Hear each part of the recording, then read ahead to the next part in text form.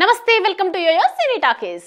మొదటి cinema hit తో వరుస ఆఫర్లను అందిపుచ్చుకున్న హీరోయిన్లలో శ్రీలీల ఒకరు. పెళ్లి సందడితో హిట్ కొట్టి ఏకంగా రవితేజ సరసన నటించే అవకాశాన్ని దక్కించుకుంది.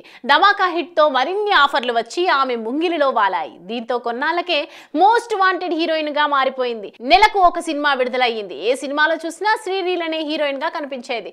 అయితే ఆ సినిమాల్లో ఒక్క భగవత్ కేసరి సినిమా తప్ప మిగతావన్నీ ప్లాపులే. దీంతో ఒక్కసారి ఈ బ్యూటీకి అవకాశాలు తగ్గిపోయాయి. ప్రస్తుతం శ్రీలీల ఉస్తాద్ భగత్ సింగ్ అలాగే రవితేజతో ఓ సినిమాలో నటిస్తోంది.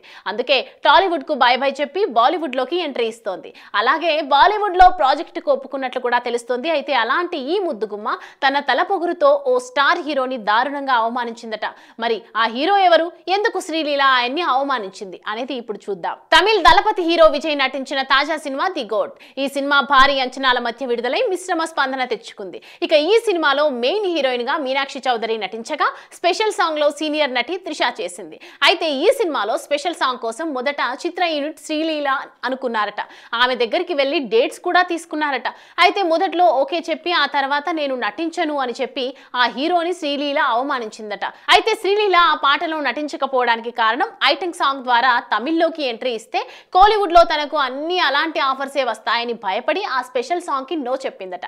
కానీ ఈ విషయం తెలిసిన విజయ్ అభిమానులు అంత పెద్ద హీరో సినిమాలో అవకాశం వస్తే చేయనని చెప్పి నీ తల పొగురుతో ఆయన్ని అవమానిస్తావా అంటూ కామెంట్స్ పెడుతున్నారు.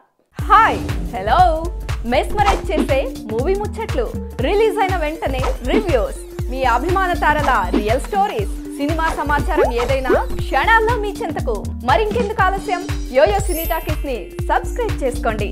హలో నోటిఫికేషన్ కోసం గంట కొట్టడం అస్సలు మర్చిపోకండి.